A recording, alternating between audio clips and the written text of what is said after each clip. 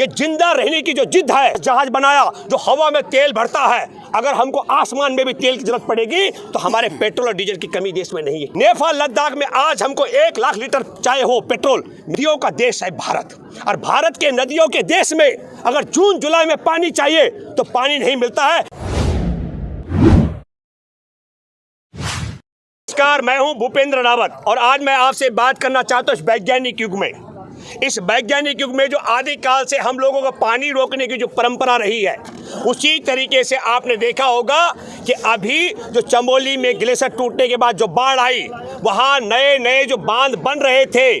मैं तो सौभाग्य मानता हूँ देश और दुनिया का और भारतीयों का कि वो बांध अधूरे थे। अगर बांध पूरे होते तो शायद भारत का, मैं कहता हूँ, आधा से ज़्यादा भूभाग नक्शे से, विश्व के नक्शे से खारिज हो चुका होता। ये बात मैं कहना चाहता हूँ। मैं आपके माध्यम से एक बात कहना चाहता हूँ, पानी अपना रास्ता छीनना जानता है। पानी की ताकत है। पानी के रास्ते जहाँ जहाँ है वहाँ पर किसी भी तरीके का कब्जा आप रखेंगे, पानी उस रास्ते को छोड़ता नहीं है। पानी अपना कब्जा लेकर अपनी ज़मीन वापस लेता है। ये बात हमारे देश में इस मौजूदा सरकार को जून 2013 में जो आपने केदारनाथ का जो मसला था, जहाँ हजारों हजार लोगों की जान चली गई थी, ऊपर से ग्लेशियर फटने के बाद जो झील टूटी थी और लाखों की संख्या में जो पर्यटक थे, यात्री थे, वो फंस चुके थे।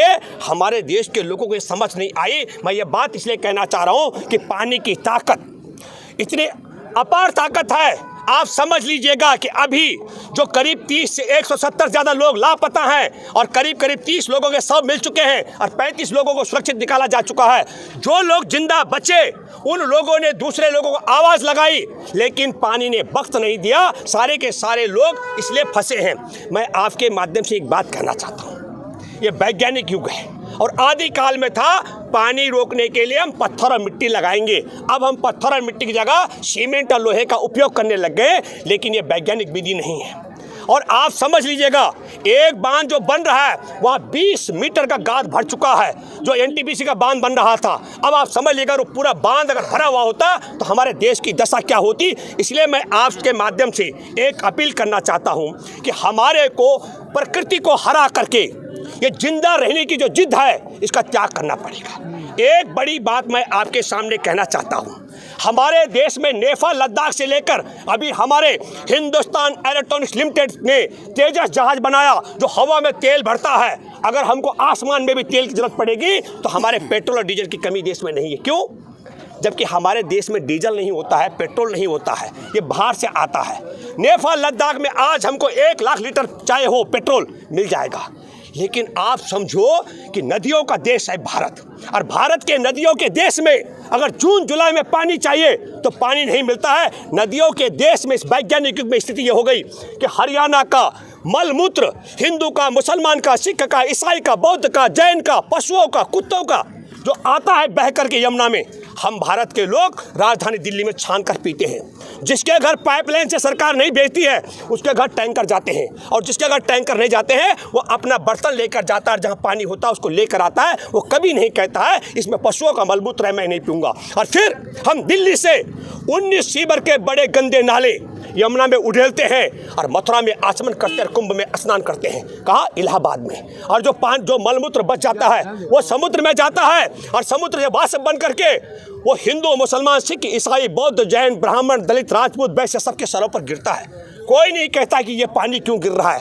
पूरे विश्व में आज पढ़े लिखे आबादी से मैं बात कर रहा हूँ, ब्रह्मांड में जीवन जीने का वही एक जगह है, वो है पृथ्वी, और ये जल चक्र है। पानी या तो बादल में होगा, या बर्फ में होगा, या नदी में होगा, भूजल में होगा, हमारे पाइप में होगा, टैंकर में होगा, या समुद्र में होगा, या हमारे पेट में होगा। ये जल चक्र है। तो मैं आप लोगों से एक बात कहना चाहता हूँ, इस वैज्ञानिक युग में हमारे देश में पेट्रोल और डीजल नहीं होता है, लेकिन कोई कमी नहीं है। लेकिन हमारे देश नदियों का देश है।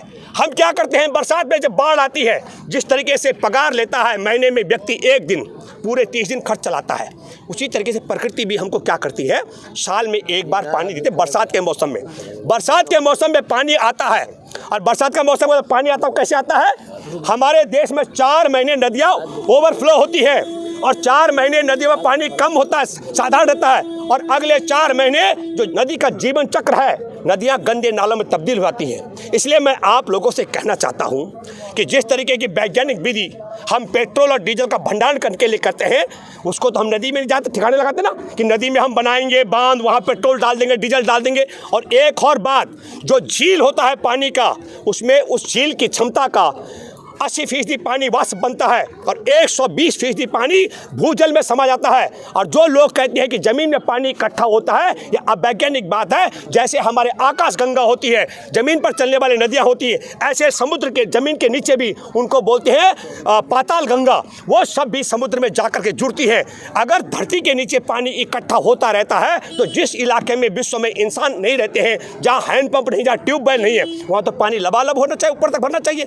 पानी का अपना एक रेशियो है। मैं इसलिए कहना चाहता हूं, मैं भारत सरकार और राज्य सरकार से अपील करता हूं कि जिस तरीके से हमारे देश में पेट्रोल और डीजल का भंडारण होता है, उसी तरीके से नदियों में बरसात के मौसम में अतिरिक्त पानी जो बाढ़ के रूप में निकलता है, उस बाढ़ न बने, उस पानी का वैज्ञानिक विधि से हमारे दोस्त हैं जिन्होंने 32 साल लगा दिए, उनका नाम है श्याम सुंदर राठी। वैज्ञानिक विधि से जल भंडारण करने की विधि उनकी है और कई बार उन्होंने सरकार से अपील की। मैं आप सब लोगों से अपील करता हूं कि वैज्ञानिक विधि से जल भंडारण करने से एक तो ये तबाही मचती है, बांध टूटने के बाद, जैसे केरल में आपने देखा था कितना दिक्कतें आ गई थी। और सौभाग्य की बात है कि इस बार बांध नहीं था, लेकिन हम लोग प्रकृति को हरा करके और नदियों को बांध करके जो पानी रोकने का परंपरा है, इसे बंद करें और वैज्ञानिक विधि से यदि पानी का भंडारण करेंगे तो जिस तरीके से हमारे यहाँ पेट्रोल और डीजल का अकाल नहीं पड़ता है, पानी का अकाल नहीं पड़ेगा। एक शहर का मलमूत्र दूसरे शहर में छान करके हमको नहीं पीना पड़ेगा। ये सद्बुद्धि हमारे देश की सरकारों को आए, ये अपील मैं आपसे करता हूँ। आप इस पर भी अभियान चलाएं। धन्यवाद। जय जवान जय किसान।